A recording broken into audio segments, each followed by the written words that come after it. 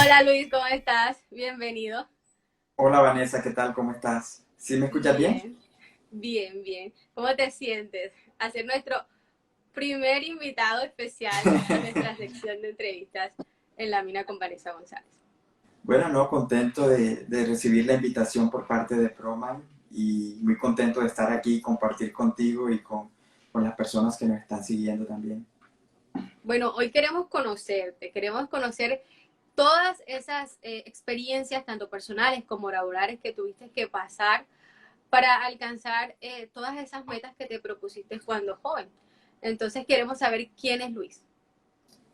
Es una pregunta difícil. Generalmente no suelo hablar mucho de mí, prefiero, digamos, que mis amigos o familiares comenten, ¿no? Porque pues es como ellos tienen la perspectiva diferente de lo que uno ve de uno mismo. Pero bueno, básicamente soy un ingeniero de minas latino que ha tenido la oportunidad de estudiar y trabajar por fuera y como lo mencionabas al principio, bueno, ahora estoy trabajando aquí en Canadá. Y bueno, pues es parte de lo que quisiera compartir con ustedes hoy. Bueno, ¿cómo iniciaron esa pasión por la minería? ¿Por qué el estudio hacia esta profesión? Yo creo que yo soy de una ciudad que se llama Montería, que queda en la parte de la zona norte de Colombia. Y digamos, cerca a la ciudad hay operaciones mineras. Y tenía la oportunidad de conocer personas que trabajaban en algunas de esas operaciones y siempre me visualicé algún día de pronto trabajando en ellas. Entonces, digamos que puede ser un poco esa la motivación que me llevó a estudiar ingeniería de minas, como viendo que era una carrera que me permitía llegar a empresas que estaban haciendo cosas importantes por la región. Entonces, yo quería como participar de esa oportunidad y por eso me decidí a estudiar ingeniería de minas. ¿Estudiaste en Colombia o enseguida la apostaste a irte al exterior? ¿Cómo fue eso? No, yo estudié en Colombia, yo soy egresado de la Universidad Nacional, en la sede de Medellín, la Facultad de Minas. Y bueno, estuve estudiando allá, digamos que fue un proceso muy bonito, ¿no? Porque al ser una universidad pública, tuve la oportunidad de compartir con gente de muchísimas regiones, pero también de muchos orígenes muy diversos. Entonces, digamos que la universidad me permitió un poco como abrir un poco el panorama y conocer de diferentes realidades que de pronto cuando estuve estudiando en el colegio no tuve la oportunidad de conocer. Entonces sí, estudié ahí en la Facultad de Minas de la Universidad Nacional. Luego tuve la oportunidad de trabajar también, ejercer la profesión y bueno, ya más adelante fue que salí de Colombia. ¿Cómo fue ese paso para salir de Colombia? ¿Y cómo fue o dónde fue que laboraste aquí principalmente para coger esa experiencia, conocer más del campo? Bueno, yo estuve trabajando con Cementos Argos en la planta Cairo y era bien interesante esa operación porque hasta ese entonces, no sé si todavía sea cierto, pero era la única operación subterránea para la producción de cemento. Entonces, eso lo hacía una mina bastante especial, con muchos retos. Sabemos que, digamos, dentro del proceso de fabricación de cemento, la extracción de caliza generalmente se hace a cielo abierto, con depósitos muy superficiales que tienen un bajo costo operativo. De alguna manera, nosotros a trabajar en una mina subterránea, obviamente, pues los costos eran un poco mayores, pero digamos, todos esos retos había que afrontarlos para poder generar, digamos, la materia prima que requería la planta de cemento. Entonces fue una experiencia muy bonita, la verdad, y donde pude aprender muchísimas cosas, tanto de la parte minera como tal, para la parte de minería subterránea, pero también toda la parte de la operación de la planta y el trabajar con muchas otras profesiones, ingenieros electricistas, ingenieros mecánicos, ingenieros civiles, administradores, contadores. Entonces, digamos, fue un aprendizaje que yo valoro muchísimo y que de alguna manera me permitió seguir avanzando profesionalmente. Y bueno, ya de ahí de Cementos Argos, tuve la oportunidad de irme a estudiar a Francia, a hacer un posgrado. y bueno, de Francia luego terminé viniéndome para acá, para Canadá. Y así fue un poco como se fue dando la historia. Pero no nos adelantemos, porque yo quiero que nos detalles en general cómo fue irse a Francia, un idioma completamente distinto, una cultura completamente distinta. ¿Por qué apuntar allá? Bueno, fue una oportunidad que surgió realmente. En ese entonces, estamos hablando aproximadamente del año 2005, había un programa del gobierno de Francia que era con el apoyo de un instituto llamado el CESMAT, donde ellos becaban a diferentes profesionales del área de minería y geología en diferentes países del mundo para ir a estudiar a la Escuela de Minas de París. Yo hice la aplicación y afortunadamente pues salí seleccionado para participar de este programa y entonces fue como se dio esa ida a Francia realmente. Digamos que en ese proceso yo en ese entonces conocía muy poco del francés realmente, digamos que mi nivel de exposición al idioma y a la cultura era bastante bajo, pero bueno, lo vi como una oportunidad y como un reto también. Entonces empecé a aprender el idioma y bueno, creo que pude llegar a un nivel que me permitía, digamos, sobrevivir en Francia, ¿no? Con el francés. Y así fue como se Literalmente. dio, sí. Cuando llegaste allá, ¿qué fue lo que más te costó? Que tú dijeras, wow, no pensé que esto iba a ser tan duro. Bueno, digamos que la experiencia fue muy positiva, ¿no? Pero obviamente hay momentos que son difíciles, no son tan positivos. Digamos que yo me fui bastante joven a Francia y era la primera vez que yo salía del país. Realmente ¿Cuántos no años tenías más o menos? mm, podría tener como 22 años, algo así, 21, 22 años, bastante joven. Y era mi primera salida e iba a un país donde no hablaba el idioma y donde no conocía a nadie. Wow. Entonces, sí era un reto, ¿no? Era un reto llegar digamos, yo me fui con un correo electrónico donde me enviaban como las instrucciones de dónde tenía que llegar y básicamente yo siguiendo lo que decía en el correo, sin hablar el idioma, preguntándole a la gente, explicándole, pidiendo direcciones, indicaciones, fue como pude finalmente llegar a mi destino. Pero digamos que ese momento, cuando tú aterrizas en un país diferente al tuyo y donde no hablas el idioma y ves que todo el mundo está ocupado, corriendo, porque pues cada quien tiene sus propios afanes, sí es un poco intimidante, ¿no? Entonces digamos que esa sensación fue un poco difícil, pero bueno, ya después que pude llegar, que afortunadamente conseguí personas que me pudieron ayudar y me explicaron lo que tenía que hacer y había que tomar unos trenes y todo. Bueno, pude llegar, pero sí es una sensación un poco incómoda al principio, ¿no? No, me imagino. Entonces lo sentí como un reto en ese momento.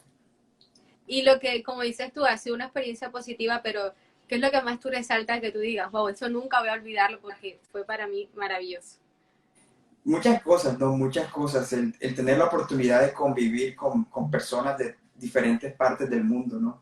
Para mí fue una experiencia muy bonita. Digamos que eh, cuando uno no ha viajado tanto, no ha tenido la oportunidad de viajar tanto, de pronto ve las vidas de una perspectiva un poco sesgada, ¿no? Como que, digamos, al relacionarnos con el mismo tipo de personas, digamos que tenemos muchas cosas en común y pensamos de maneras muy afines.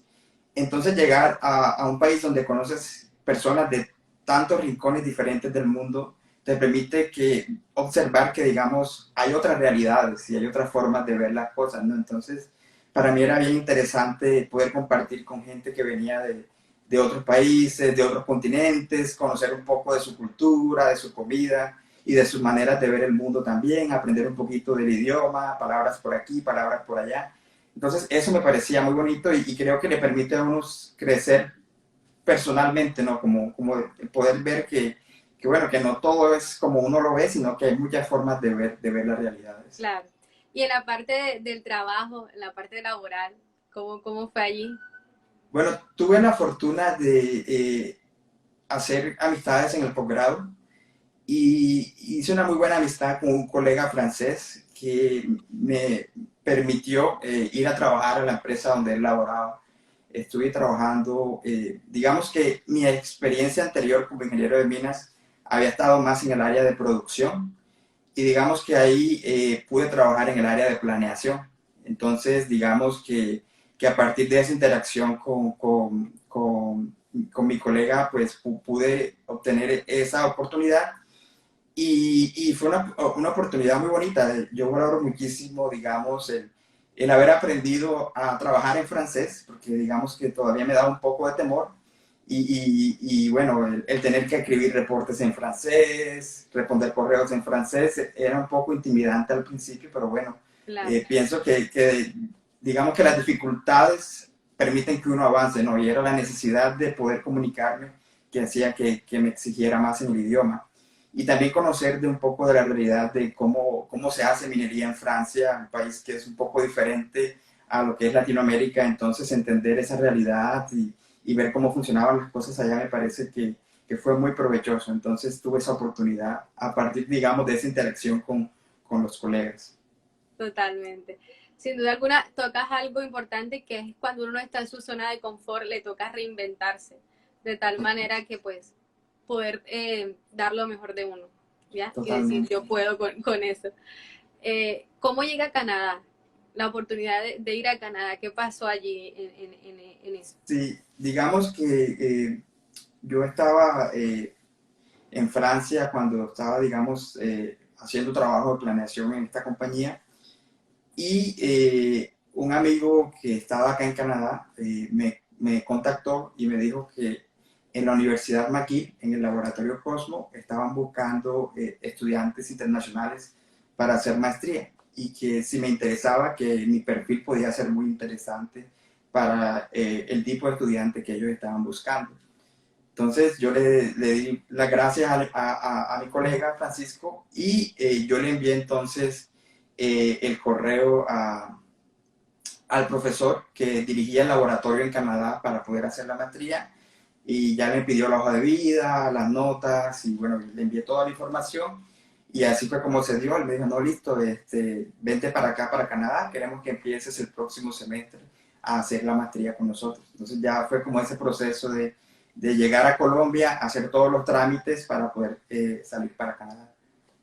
¿Temores? ¿No te dieron temores por ese Sí, digamos intercambio que y choque de cultura? sí, temores siempre hay, digamos, no te voy a mentir que cuando uno va a un país nuevo y donde no conoces absolutamente a nadie, sí te da un poco temor, pero yo pienso que la experiencia que me dio la primera vez que salí cuando llegué a Francia, que fue una experiencia, digamos, un poco más difícil, me fortaleció para decir que, bueno, finalmente, si yo pude en ese entonces, voy a poder hacerlo ahora también. Entonces, como que eso me daba un poco esa motivación, digamos, para afrontar, digamos, lo desconocido, ¿no? Un país nuevo, una cultura nueva. Las expectativas que tenías, ¿cuáles eran? Pues Canadá, para nosotros que trabajamos en el área de minería y geología, sabemos que Canadá es un país donde hay bastantes recursos y también bastantes empresas que trabajan en el rubro, ¿no? Entonces yo veía esto como una gran oportunidad profesional. Yo realmente, y siendo muy sincero, en ese momento conocía muy poco de Canadá.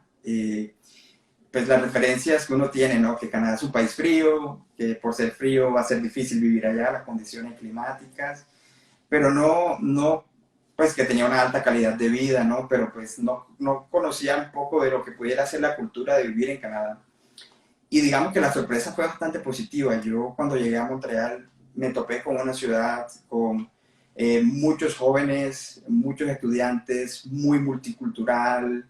Y la verdad que me gustó. Desde el momento en que llegué dije, wow, esto realmente me gusta la ciudad, me gustó el país y me gustaba también lo que estábamos haciendo en la universidad. Entonces digamos que en ese momento entendí que de pronto no iba por 2 años a hacer la maestría, sino que de pronto iba a estar más tiempo y ya han pasado más de 10 años y sigo acá. ¡Wow! Impresionante. Sí.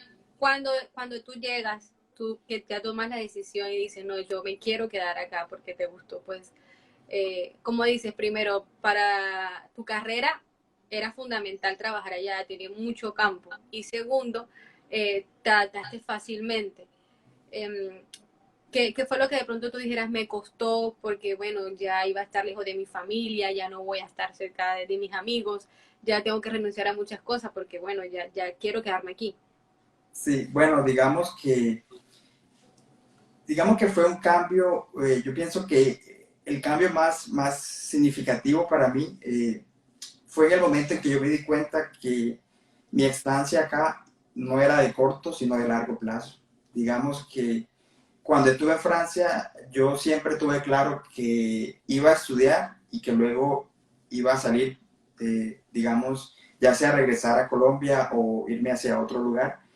Y cuando llegué a Canadá me di cuenta que, bueno, realmente, digamos, la idea de volver a estar con mi familia, con los míos, de pronto no está tan cercana, ¿no? Que de pronto voy a estar acá más tiempo del que inicialmente había planeado.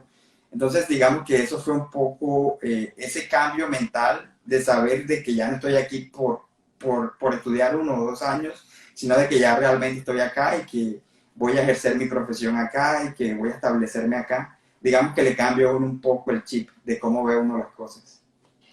Pero esa era tu mentalidad, esa era tu meta, pero ¿cómo la lograste? ¿Cómo lograste obtener un trabajo y quedarte? Sí, bueno, digamos que eso que mencionas es interesante porque yo pienso que oportunidades hay, pero digamos que hay que tocar muchas puertas también. No es como que muchas veces pues tenemos como la idea de que no, acá en Canadá hay mucho trabajo y uno llega y enseguida consigue trabajo y todo es Porque bastante esa es la fácil. idea que le venden de pronto a las personas que están fuera de Canadá, que no, en Canadá hay vacantes, en Canadá tú llegas y enseguida te cogen, cosas así, entonces es bueno Digamos que, aclarar. digamos que sí hay oportunidades, pero no es tan así de que tú llegas y enseguida te esperan con el trabajo ahí para que tú empieces, ¿no? Digamos que sí hay que tocar puertas y digamos, sucede una cosa y es un poco como una manera de protección a lo desconocido. No creo que sea de alguna manera, me parece Canadá un país muy abierto y un país que de alguna manera recibe muy bien a las personas que vienen de afuera. Pero obviamente, digamos, para cualquier profesión, incluyendo la ingeniería, y en este caso la ingeniería de minas, obviamente ellos valoran que la persona tenga experiencia canadiense. Entonces, por ejemplo, al momento de aplicar para un empleo, pues pesa más, digamos, si la persona ha tenido la oportunidad de trabajar previamente en Canadá. Y digamos, cuando somos personas como en mi caso, yo que llegaba de afuera o cualquier otro profesional y no tenemos esa experiencia canadiense, al principio nos cuesta un poco, porque digamos, no nos conocen, no saben cómo trabajamos, no saben, digamos, que podemos rendir en nuestro trabajo, etcétera. Entonces yo pienso que es importante y digamos, lo digo en mi experiencia personal, ¿no? Que tuve la oportunidad de estudiar antes de y en el momento en que uno estudia y se relaciona con la industria, empieza a desarrollar investigación, incluso a nivel de maestría, pregrado, a cualquier nivel que uno estudie, uno empieza a desarrollar como esos contactos o esas relaciones Conexiones. personales para que la gente empiece a conocerte y saber, bueno, mira, él es una persona a la cual podemos confiar, digamos que yo lo conocí cuando estaba haciendo la maestría y era una persona que era estudiosa, juiciosa, que hacía responsable, entonces a partir de ahí vas construyendo tu perfil. Obviamente cuando uno viene de afuera no tiene esas relaciones, ¿no? Entonces lo importante es, desde mi punto de vista, cuando uno viene, sí puede venir a estudiar, que empezar a darse un poco a conocer, ¿no? De que uno tiene la responsabilidad para ejercer, pero en ese sentido pienso que las oportunidades las hay, pero hay que tocar puertas y hay que abrirse el espacio. No es que las oportunidades están ahí inmediatamente esperando. Claro, hay que hacer relaciones, hay que, pues, como dice uno, estar en todas de una manera Exactamente, exactamente. coherente. Sí, y pienso que en ese sentido la gente valora tu trabajo. Si eres una persona que eres responsable en tus cosas, que haces las cosas bien, que digamos, demuestras que tienes habilidades y ya la gente empieza a conocer de ti, eso facilita mucho las cosas. La gente va a querer trabajar contigo, la gente te va a buscar para poder hacer proyectos contigo. Entonces es importante esa parte. Ok. ¿Y tu primera experiencia laboral, cuál fue? ¿Dónde fue?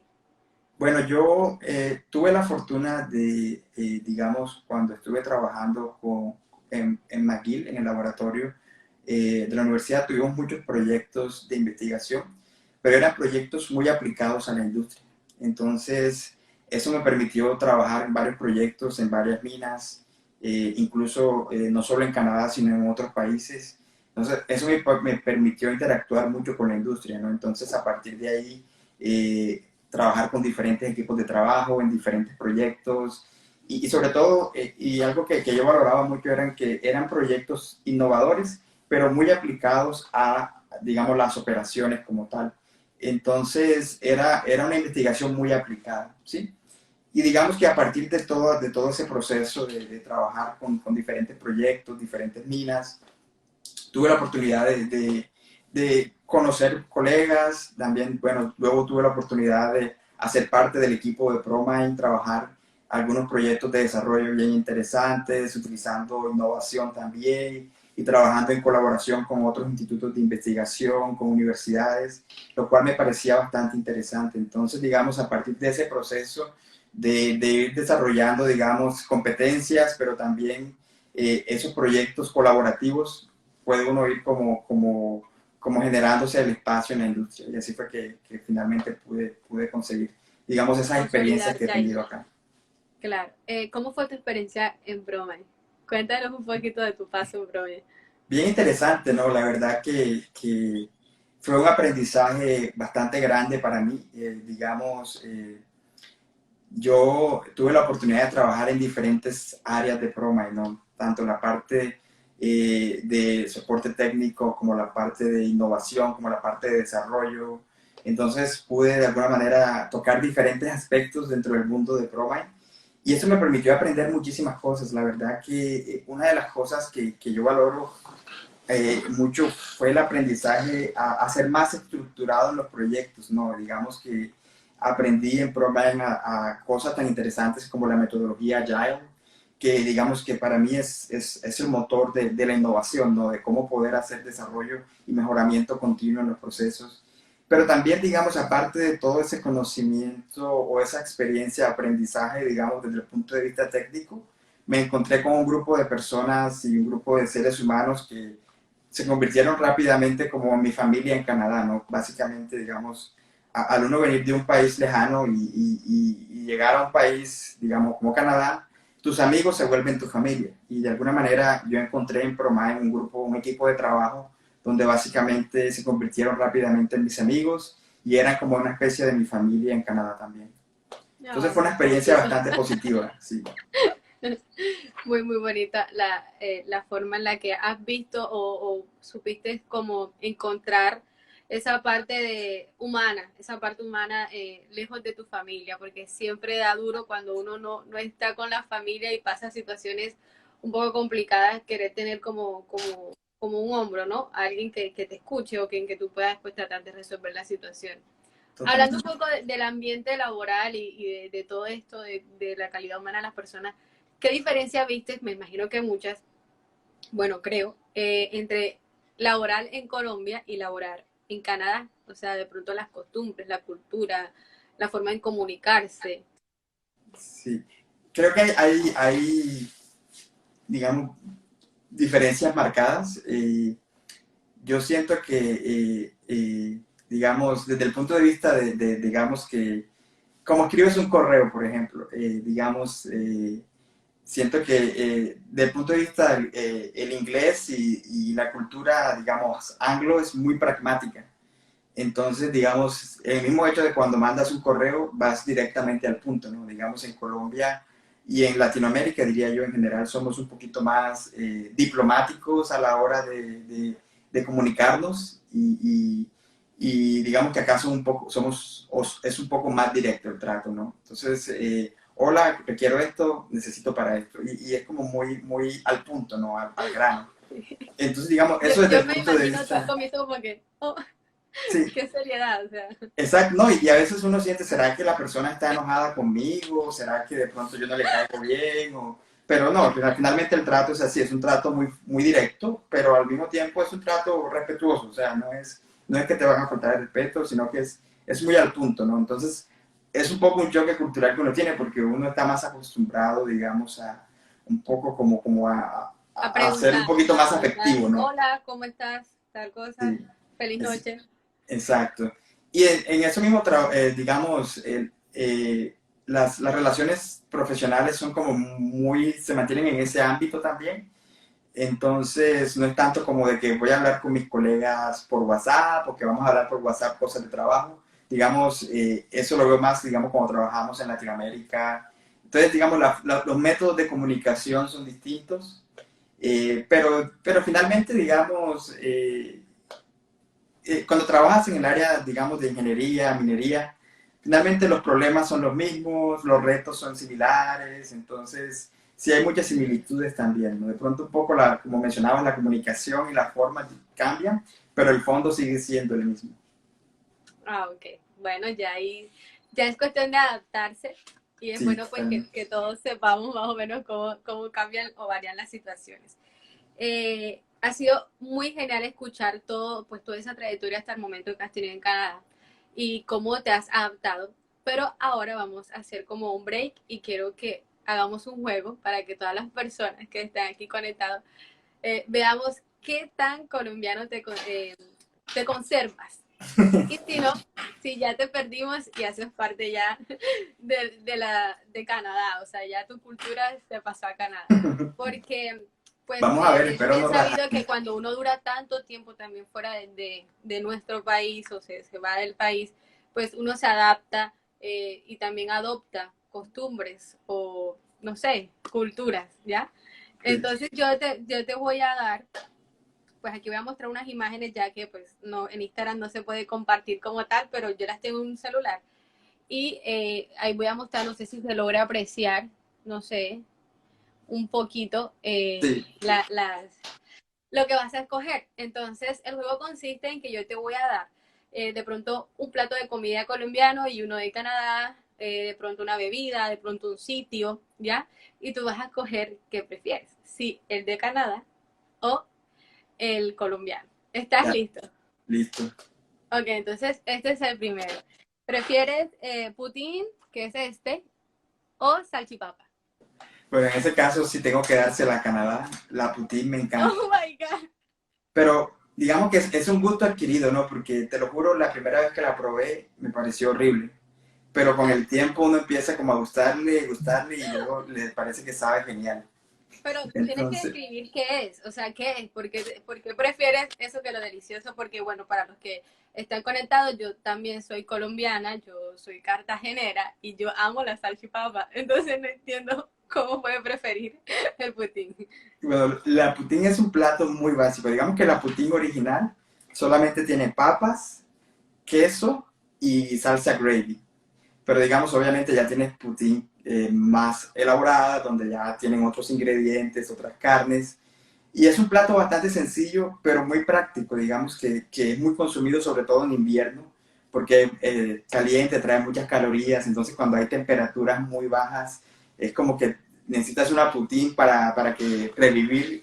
Y obviamente los jóvenes la utilizan mucho cuando salen de una fiesta, van y se comen una poutine, ¿no? Es como pero digamos ese sabor del gravy con esas papas un poquito grasosas es único, es supremamente delicioso y la verdad que yo me volví un adicto a la poutine por un tiempo. Ya no tanto, Traición. pero sí. Bueno, aquí vamos con las bebidas. ¿Prefieres la Mulson? Aquí no, no sé, que no creo que se aprecie muy La bien. Molson sí, la Canadian. Y la Club Colombia. Bueno, ahí sí, en ese caso sí me iría como por una Club Colombia, sí. ¿Y Soy por más de qué las. prefieres la Club Colombia? ¿Qué diferencia hay? Digamos que la Molson, o esa que mostraste ahí, la Canadian, es una cerveza bastante ligera. Sería como la versión canadiense de la Budweiser, ¿no? Ah, Entonces ok. yo soy más de sabores un poquito fuertes en la cerveza. Y entonces por eso me iría La con la Club Club Colombia. Colombia. La Club Si me hubiese Colombia. puesto un águila o un águila light, no hubiese ganado. Ok. eh, aquí. ¿El metro de Toronto o el de Medellín? Bueno, la verdad que te puedo hablar del metro de Montreal porque no he montado el de Toronto realmente. Ah, ok. Bueno, en ese caso, yo pienso que para las condiciones de Montreal, con esos inviernos tan fríos, obviamente ese metro subterráneo es una ventaja, ¿no? Porque pues permite que la ciudad se siga moviendo a pesar de las temperaturas tan bajas. Y entonces, digamos, muchas veces si estás con mucho frío en la calle, vas y te metes al metro y te calientas. Entonces, Ah, por ok. esa circunstancia y por, digamos, esa ventaja que ofrece el metro subterráneo de Montreal. Ah, ok. Pero el de Medellín es muy bonito para todas las personas que están conectadas, porque tú atraviesas la ciudad y también puedes ver los paisajes súper bonitos que hay. Sí. Verdes, porque Medellín es muy, muy, muy, muy verde. Tiene mucho, mucha arbolización. Entonces también es como algo muy, muy bonito. Seguimos. El río San Lorenzo o el Sinú. Bueno, en ese caso sí me quedo con el Sinú, Te porque quedas con el Sinú. sí, Aquí no hay mucho calor en el día del río. porque en el San Lorenzo no hay Boca Chico, entonces ¿cómo me meto yo una viuda de pescado de Boca Chico solamente en el río Sinú? Te me Solo quedo con el río Sinú. al menos conservar. Bueno, sigamos. Esta sí es bastante capciosa y es las canadienses o las colombianas. Lo Me puedo estás meter en sudando, problemas con me esta estás respuesta. sudando. No, yo pienso que no, realmente en ese sentido yo diría que si nos vamos por belleza, en todos los países hay mujeres bellas, tanto en Colombia como en Canadá hay bastantes ejemplares muy bonitos para la muestra un botón, pero si me voy, digamos, por afinidad cultural y digamos, por calidez humana, de pronto, en ese caso, yo no diría, yo lo extendería a las latinas en general, digamos.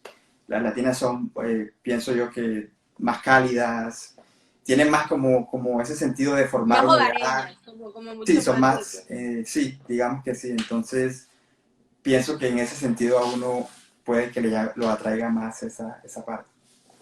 Ok. Vallenato, reggaetón, champeta o hip hop o rock, lo que puedan escuchar allá en Canadá. Es difícil, ¿no? Porque yo, o sea, si es vallenato clásico, sí, Un diomedazo. sí, exacto, una vaina clásica, sí, vieja, buena. Eh, pero también si es un rockcito clásico también, sí, sí, digamos que no soy tanto del hip hop ni del reggaetón, pero entonces digamos que depende, ¿no? La respuesta sería depende. Bueno, yo creo que esta es la que va a definir si todavía te tenemos acá con nosotros o ya te perdimos en definitiva. Y es que tienes que decirnos 5 dichos costeños que Uy, pues aún conserves de Colombia. la verdad es que no se me ocurre ninguno. Déjame ver si me acuerdo de alguno, espérate. Ya sé. Más largo que un día de hambre.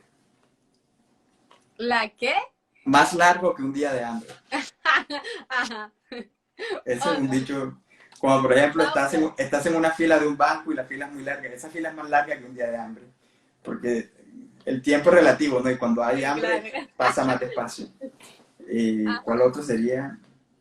Hay una que desafortunadamente se volvió muy popular en estos tiempos con todo esto de la pandemia y es muy triste, pero es un dicho muy nuestro también. Cuando una persona fallece, decimos colgó los guayos. Ah, ok, sí. Sí, y eso viene del fútbol, ¿no? Porque en Colombia los zapatos deportivos, los que utilizan para jugar fútbol, se llaman guayos. Entonces, cuando un futbolista se retira, dicen, no, colgó los guayos.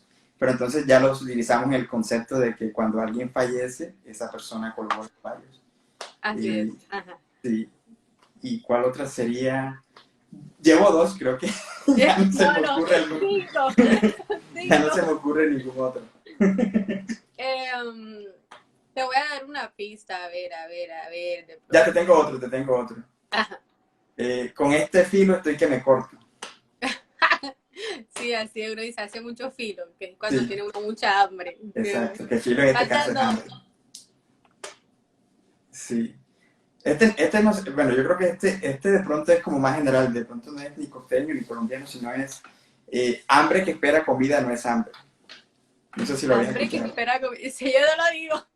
Bueno. Pero ¿sabes qué quiere decir? Hambre que espera comida no es hambre. No, no sé, explícalo. Bueno, eso lo escuché y es como, como un poquito reflexivo, ¿no? Porque muchas veces nos quejamos, que tengo hambre, y el hambre generalmente lo tiende uno a poner de mal genio. Pero muchas veces, digamos, tienes hambre, pero sabes que en media hora, 20 minutos va a estar el almuerzo o la cena. Pero imagínate tener hambre y no saber si vas a poder comer, eso sí es hambre. Entonces es un poco como medio reflexivo, medio crítico. Pero eso sí lo había escuchado bastante de allá. ¿Y cuál otro Falta sería? lúpulo. Y ya no se me ocurre ningún otro. Nada. Nada, no. Dame una pista. No, pero hay muchos, por ejemplo, no sé si en Montería, pero en Cincelejo o en la Sabana dicen esa molleja o voy a lavar los trastes, Ah, no, claro, claro, los chócoros, tratos. O el chocoro, o pásame esa vaina. Claro. pásame esa vaina, Sí, sí, sí, sí. Total, total, ya. claro. O porque ajá, aquí todo lo solucionamos con el ajá, Esa es la ya. explicación perfecta, ¿no? Sí. Cuando algo, uno le está explicando algo y dice ajá, porque ajá, sí, ajá, entonces te faltaron los más típicos, pero Pero es que eran refranes, porque si me dices palabras típicas, yo te las hubiese dicho. Pero como ah, estaba ok, buscando, o ok, sea, la cabeza se me fue más como a los refranes. Pero sí, viste, sí, no, yo esas las palabras. palabras, las típicas que uno Sí, suele aunque usar. yo te cuento que cuando yo empecé a trabajar, como yo estaba trabajando en cerca de Medellín, y a veces me tocaba hablar por radioteléfono. Y entonces yo Ajá. decía, no, pero no sé qué vaina, ajá, y la gente no me entendía, entonces como que me tocó empezar a utilizar otras palabras. Te Pero tocó claro que adaptarte. sí, sí, sí. Esa ha sido la palabra de la entrevista, adaptarse a todos los cambios Sí, que porque si vienen. no, no me entendían y pues obviamente tenía que trabajar, tenía que hacer que me entendieran. Sin duda. Bueno, ya estamos terminando nuestra entrevista y pues quería comentarte o que más bien tú nos dijeras o a los jóvenes o a todas las personas que están conectadas que quisieran trabajar en el exterior o estudiar en el exterior, cuáles son los pasos o qué es lo que ellos deben buscar para alcanzar esa meta. Sí, lo primero es, pienso yo, es querer hacerlo, ¿no? Porque es una decisión muy personal y en este sentido quiero ser como muy honesto en la respuesta, ¿no? Porque eh, y tengo amigos y muchos colegas conocidos que me preguntan y soy completamente franco en decir que pienso que es una decisión personal, digamos. Pero si la persona está decidida a hacerlo, lo puede hacer perfectamente. Venir a estudiar a un país como Canadá o cualquier otro país. Pero también entender que es una decisión que tiene sus beneficios, pero que también obviamente tiene cosas que dan para pensar, ¿no? El hecho de estar lejos de tu familia, el hecho de estar, digamos, en un país con culturas diferentes. A veces mucha gente el clima le da duro, que el invierno es largo y que pues prefieren estar en una zona donde el clima sea más agradable, pueda salir más tiempo en el año, etcétera. Entonces es un poco tener esa idea clara, pero si digamos la persona hace la reflexión y evalúa cuáles serían los pros y los contras y toma la decisión, yo pienso que es el paso más importante.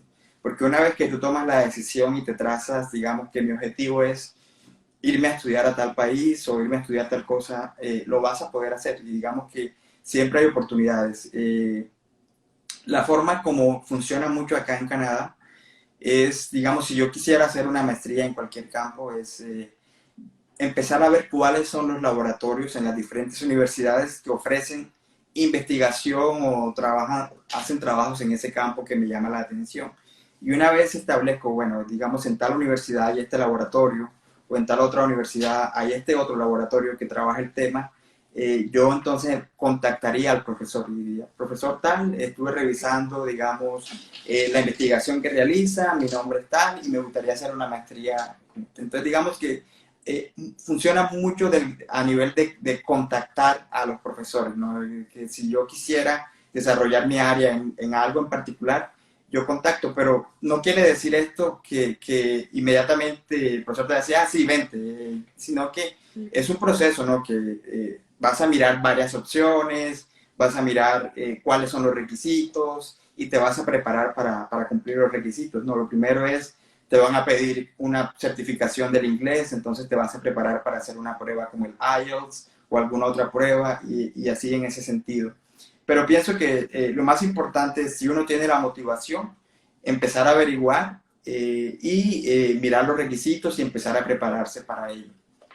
Y también es válido, digamos, contactar personas que posiblemente están allá, que te puedan orientar, te puedan decir cuáles son los pasos que debes seguir, pero si está la motivación, se puede hacer.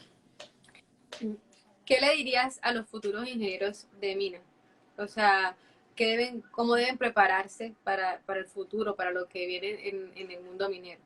Sí, yo pienso que estamos ante muchos retos, ¿no? Digamos, eh, sabemos que es una profesión mal entendida, ¿no? Desafortunadamente hay mucha desinformación respecto a la profesión del ingeniero de minas.